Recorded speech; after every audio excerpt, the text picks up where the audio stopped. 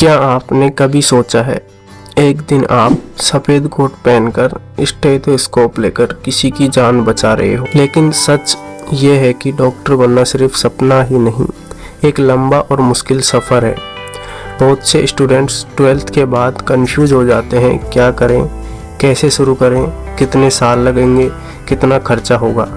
तो आज इस वीडियो में मैं आपको बताऊंगा 12th के बाद डॉक्टर बनने का पूरा road map step by step reality के साथ। इस वीडियो को हम 6 पॉइंट के अंदर कवर करेंगे, जिसमें पहला पॉइंट होगा eligibility and subject. Second point में हम बात करेंगे नीट एग्ज़ाम के बारे में, और थर्ड पॉइंट होगा हमारा नीट के बाद MBBS कोर्स, उसकी डिटेल, और फोर्थ पॉइंट होगा हमारा fees and reality. Fifth point होगा after MBBS career option.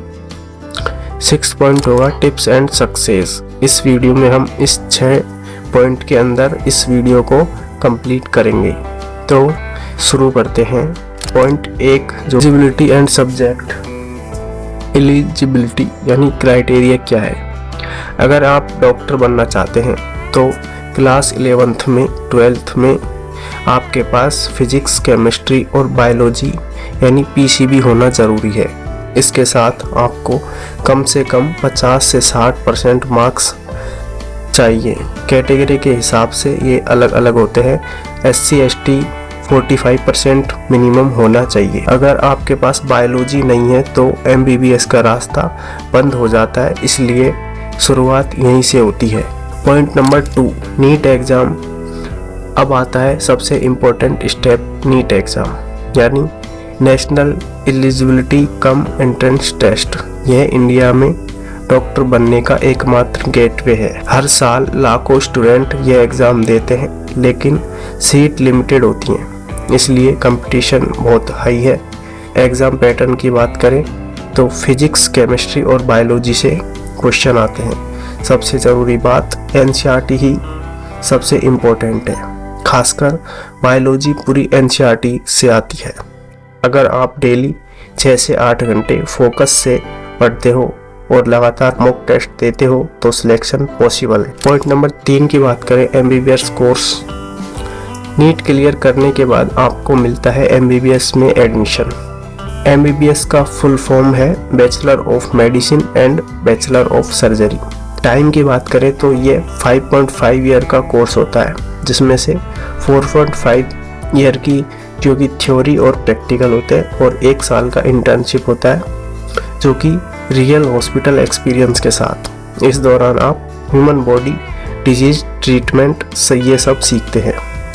Internship के दौरान आपको रियल पेशेंट हैंडल करने का मौका मिलता है। यहीं से असली डॉक्टर बनने की शुरुआत होती है। पॉइंट 4 की बात करें तो जो कॉलेजेस होते हैं उनकी फ़ीस क्या होती है। अब सबसे इम्पोर्टेंट सवाल है, फ़ीस कितनी लगेगी।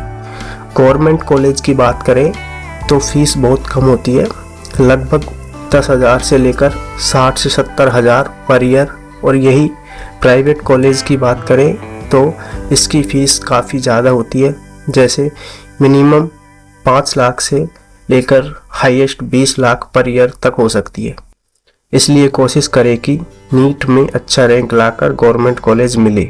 रियलिटी ये है कि ये जर्नी इजी नहीं है। Pressure, competition, long study hours सब फेस करना पड़ता है।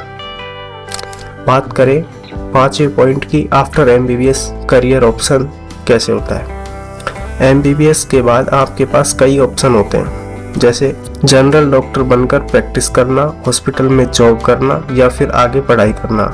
अगर आप स्पेशलिस्ट बनना चाहते हो तो आपको नीट में PG देना होगा। इसके बाद MD या MS जो कि 3 साल का कोर्स होता है, करके आप किसी भी स्पेसिफिक फील्ड के एक्सपर्ट बन सकते हो। बात करें 6 पॉइंट टिप्स एंड सक्सेस। अगर आप डॉक्टर बनना चाहते हो तो ये टिप्स ज़रूर याद रखें। NCERT को लाइन बाय लाइन पढ़ो, डेली रिवीजन करो, मॉक टेस्ट ज़रूर दो, कंसिस्टेंसी सबसे ज़रूरी है, और सबसे इम्पोर्टेंट मोटिवेशन से ज़्यादा डिसिप्लिन ज़रूरी है।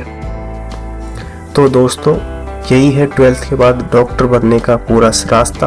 अगर आप सच में इस फील्ड में जाना चाहते हो तो आज से ही मेहनत शुरू कर दो, क्योंकि डॉक्टर बनना सिर्फ कैरियर नहीं, एक जिम्मेदारी है। वीडियो पसंद आया हो तो लाइक, शेयर एंड सब्सक्राइब जरूर करना। मिलते हैं नेक्स्ट वीडियो में नेक्स्ट टॉपिक के साथ। Thanks for watching.